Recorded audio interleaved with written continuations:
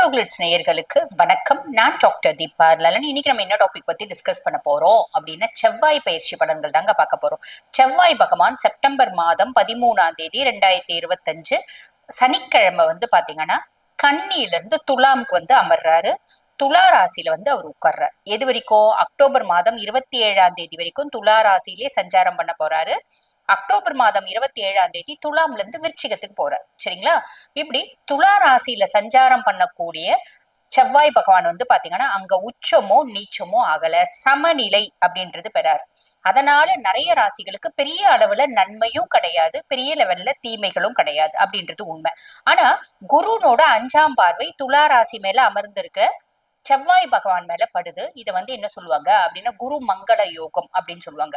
இந்த குரு மங்கள யோகத்தினால நிறைய ராசிகளுக்கு முதல்ல சொன்ன பாத்தீங்களா, நல்லதும் கிடையாது கெட்டதும் கிடையாது அப்படின்றது பொதுவான பலன். ஆனா இந்த குரு மங்கள யோகத்தினால நிறைய ராசிகளுக்கு நிறைய நற்பலன்கள் அப்படின்றது வரதான் போகுது.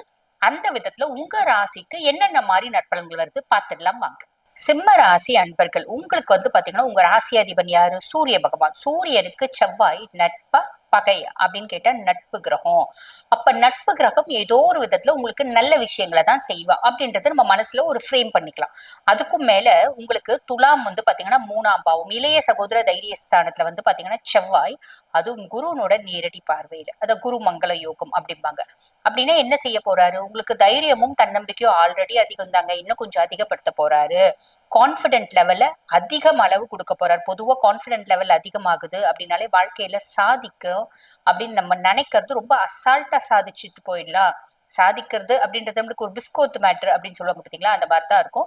அதுக்கும் மேல பாருங்க, தம்பி தங்கச்சினால ஒரு ஆதாயம், ஒரு சப்போர்ட், தம்பி தங்கச்சினால ஒரு பெரிய லெவல்ல ஒரு ஹெல்ப், மன மகிழ்ச்சி இப்படின்றதுலாம் வருங்க.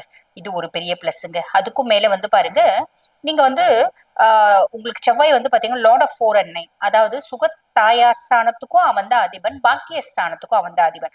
சுக தாயார் ஸ்தானத்துக்கு அதிபன் குரு மங்கள யோகம் பெற்று அமர்ந்திருக்கிறான் அப்படின்னும் போது எனக்கு ஏதோ ஒரு விதத்துல கம்ஃபர்ட் அப்படின்றது இருக்குங்க. முதல்ல பாருங்க, நான் மங்குன்னு பஸ்ல ஏறி ஆபீஸ்க்கு போயிருந்தேன். வசதி வாய்ப்பெல்லாம் இருந்துச்சுதான், ஆனா வர்றது செலவுக்கே எல்லாம் சரியா இருக்கு. இப்ப என்ன பண்ணிட்டு அழகா ஒரு குட்டி கார் வாங்கிட்டேன். கார்ல ஏசி போட்டு நிம்மதியா போயிட்டு வரேங்க அப்படின்ற மாதிரி அமையும். எங்க அம்மாக்கும் எனக்கும், எங்க மனைவினால எங்க அம்மாக்கும் எனக்கும் பெரிய பஞ்சாயத்துங்க. எங்க கணவனால பெருசா, எங்க கணவரோட குடும்பத்தினால எங்க அம்மாக்கும் எனக்கும் எப்ப பாரு மனஸ்தாபம் வருதுங்க. அந்த மனஸ்தாபத்தினால எங்க அம்மா கிட்ட நான் ரொம்ப பாத்தீங்கன்னா நிறைய விஷயத்த சொல்ல முடியாம எங்க அம்மா என் கூட நல்லா பேசுவாங்களான்னு வருத்தப்படுறேன். இப்ப காலகட்டம் என்னாச்சு, எங்க அம்மா என்ன புரிஞ்சுக்கினாங்க. புரிஞ்சுட்டு என் கூட நல்ல ஒரு ரிலேஷன்ஷிப் அப்படின்றத மெயின்டைன் பண்றாங்க. அதனால எனக்கு சந்தோஷம். எங்க அம்மாவுக்கு உடல் சார்ந்த உபாதைகள் இருக்கு, அந்த உபாதைகள்ல இருந்து ஒரு முன்னேற்றமே வரல. இப்ப என்னாச்சு, எங்க அம்மாக்கு நல்ல வைத்திய முறை அப்படின்றது கிடைச்சிச்சு. இதுக்கு முன்னாடி நல்ல ஆஸ்பத்திரியில தான் பார்த்திருந்தேன். இப்ப அந்த டாக்டர் மாறிட்டாங்க. இல்ல, அதே ஆஸ்பத்திரியில அதே வைத்தியம் தான் இப்ப இன்னும் எங்க அம்மாக்கு நல்லா இருக்கு. எங்க அம்மானோட உடல் சார்ந்த உபாதைகள் இல்லை, எங்க அம்மா ரொம்ப தெம்பா இருக்காங்க. அதனால எனக்கு மனசு தெம்பா இருக்கு. அதுக்கும் மேல எங்க அம்மா ஃபுல் சப்போர்ட்டிவா இருக்கு இப்படின்ற மாதிரி அமை. இது ஒரு பெரிய பிளஸ். அதே மாதிரி பாருங்க, லார்ட் ஆஃப் 9 அவன் உங்களுக்கு பாக்கியஸ்தானம், அதிர்ஷ்டஸ்தானத்துக்கும் அதிபன் யாரு அப்படின்னா செவ்வாய். பாக்கியஸ்தானத்துக்கான அதிபன் குருமங்கள யோகம் பெற்று இருக்கிறதுனால ஏதோ ஒரு விதத்துல பாக்கியம், குட் லக், ஃபார்ச்சூன், அதிர்ஷ்டம். நான் பாருங்க, எந்த ஒரு வேலை செய்யணும்னாலும் 10 முறை முயற்சி பண்ணுங்க.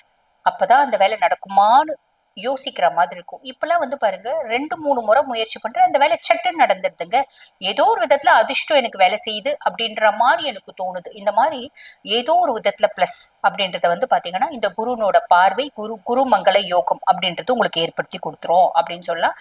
ஜென்மத்துல கேத்து இருக்கிறதுனால நம்மளுக்கு பாருங்க ஒரு விட்டேத்தியான ஃபீலிங்கு, இறை ஆற்றல் மேல ஒரு அதீத ஒரு கவனம், ஃபேமிலியோட பெருசா அந்யோன்யம் இல்லாம இருக்கிறது. பட் பியாண்ட் தட் இதெல்லாம் இருக்குனாலும் நான் சந்தோஷமா இருக்கேன், நிம்மதியா இருக்கேன், மகிழ்ச்சியா இருக்கேன் அப்படின்ற ஒரு சென்சேஷனை இந்த குருமங்கலம் யோகம் ஏற்படுத்தி கொடுக்கும் அப்படின்னு சொல்லலாம். ப்ராப்பரா யூட்டிலைஸ் பண்ணிக்கோங்க, நல்லது நடக்கும். வாழ்த்துக்கள். இப்ப நான் சொன்னது பாத்தீங்கன்னா உங்க ராசிக்கான ஒரு பொதுவான பலன். இப்ப இந்த பதிவுகளை பார்த்துட்டு இருக்கங்க, எங்களோட சுய ஜாதகத்தை நாங்க அனலைஸ் பண்ணிக்கணும் அப்படின்னு விருப்பப்பட்டாலும், நாங்க வாழ்க்கையில பல முக்கியமான விஷயங்களை முடிவெடுக்கும் தருணத்துல இருக்கோம். அதனால நாங்க ஃபுல்லும் ப்ரெடிக்ட் பண்ணிக்கணும் அப்படின்னு ஆசைப்பட்டாலும், நான் பேசிட்டு இருக்கும்போது எங்களோட வாட்ஸ்அப் நம்பர் டிஸ்பிளேல கொடுத்துருப்பாங்க.